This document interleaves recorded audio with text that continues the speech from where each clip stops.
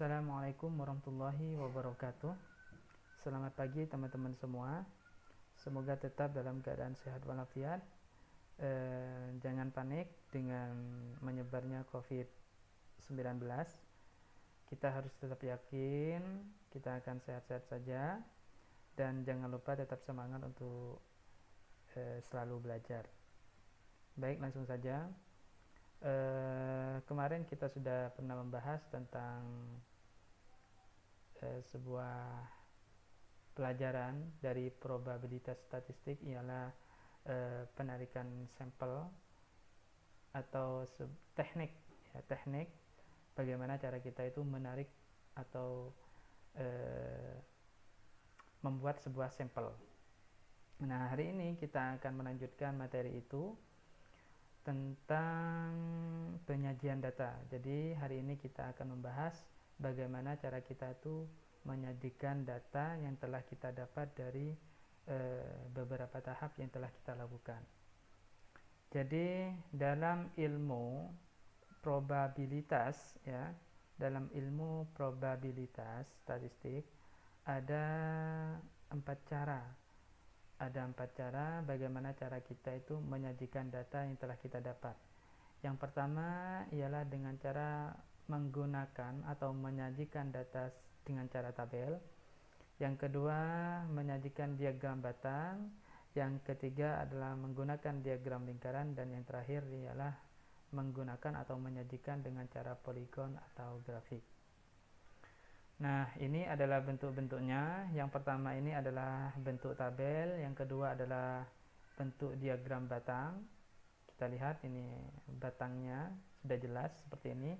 Yang ketiga adalah dengan cara diagram lingkaran.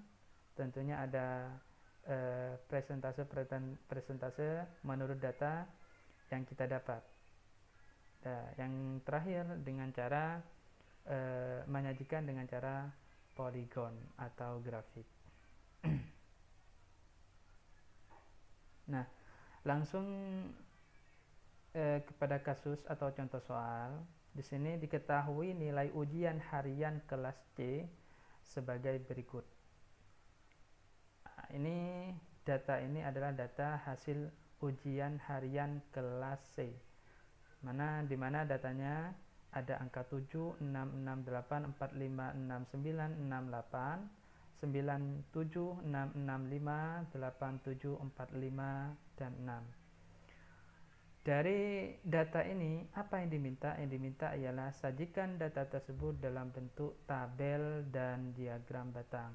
Artinya dalam contoh soal ini kita diminta membuat atau menyajikan yang pertama ialah dalam bentuk tabel, dan yang kedua ialah dalam bentuk diagram batang. Kita ingat-ingat angka dari datanya ini terkadang munculnya lebih dari satu. Yang pertama contoh angka 7. Kita hitung di sini data yang sudah kita kumpulkan ini, 7-nya ada berapa? 1, 2, 3. Ternyata 7-nya ada 3. Artinya nilai 7 itu didapat oleh siswa atau banyaknya siswa yang mendapat nilai 7 itu ada 3 orang. Angka 6 atau nilai 6 ada berapa? Kita hitung 1, 2, 3, 4, 5, 6, 7. Artinya nilai 6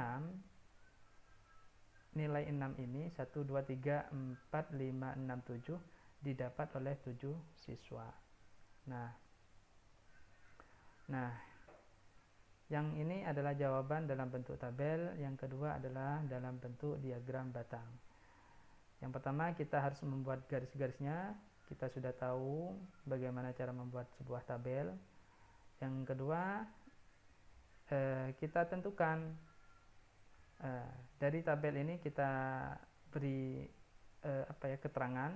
Yang keterangan pertama adalah data, yang kedua adalah frekuensi, dan yang ketiga adalah sama frekuensi juga, cuma bedanya di sini adalah dengan cara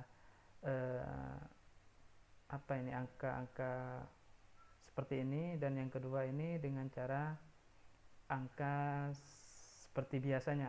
Ya.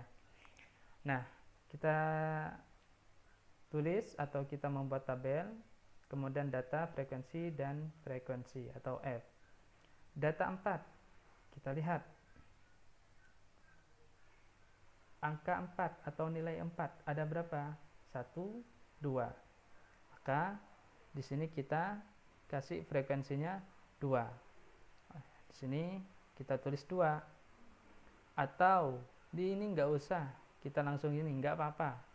Yang penting sudah jelas atau beraturan mengikuti data yang sudah terkumpul atau data yang telah kita dapat. Nilai 5. Berapakah nilai 5? Nilai 5 1, 2, mana lagi? 3. Kita lihat di sini. Wah, benar, ternyata angka 5 atau nilai 5 itu didapat dengan apa? Didapat siswa yang mendapatkan nilai 5 itu sebanyak 3 orang dan seterusnya sampai angka 9. Kita lihat angka 9 ada berapa? 1, 2. Ternyata nilai 9 didapat oleh siswa sebanyak 2 orang. Sudah? Nah, ini adalah jawaban dari kasus pertama dalam bentuk tabel. Yang kedua adalah permintaan soalnya dalam bentuk diagram batang. Kita membuat di sini ya, kita membuat garis lurus atau garis X yang biasa kita kenal dengan garis X, kemudian garis datar. Kita mulai dari angka 0. Angka 0 ini artinya yang garis Y ini, garis yang lurus ke atas ini artinya garis Y. Kita kita tulis atau kita beri keterangan jumlah murid. Jadi dari angka 0 sampai angka 8. Yang garis mendatar atau garis tidur ini adalah garis X. Ini artinya data dari hasil ujian harian dari masing-masing siswa atau siswa kelas C. Dari data atau nilai 4, kita tahu bahwa nilai 4 itu didapat sebanyak 2 siswa. Maka kita membuat garis atau batang lurus dengan jumlah siswanya itu 2 orang. Sampai yang ke-6. Yang ke-6 itu sebanyak berapa? Yang 6 itu banyaknya siswa yang mendapatkan nilai 6 sebanyak 7 siswa. Maka kita tarik membuat sebuah batang dengan diluruskan dengan angka 7 karena di sini adalah banyaknya siswa sampai terakhir sini. Ya, ini sangat mudah. Baik, yang selanjutnya adalah diketahui jumlah siswa berdasarkan tempat tinggalnya, sajikan dalam bentuk diagram lingkaran. Nah, ini maksudnya ini. Diketahui jumlah siswa berdasarkan tempat tinggalnya. Nah, ini diketahui jumlah siswa berdasarkan tempat tinggalnya. Artinya ada kelurahan di sini. Sajikan dalam bentuk diagram lingkaran menurut data berikut. Nah, ini datanya. Asal kelurahan atau asal siswanya,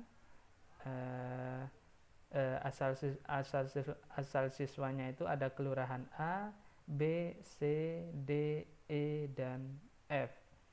Nah, jumlah siswa di kelurahan A sebanyak 11 orang atau 11 siswa, di kelurahan B 23, C 39, D 34, yang E 55, dan yang F adalah 18. Permintaannya adalah sajikan data tersebut dalam bentuk diagram lingkaran. Nah, kita ambil datanya. Ini adalah asal data atau asal kelurahan. Data dari soal, frekuensi, banyaknya siswa. Jadi, yang dari kelurahan A sebanyak 11, 23, 39, 34, 55, dan 18 kita jumlahkan. Kita jumlahkan semuanya, hasilnya adalah 108.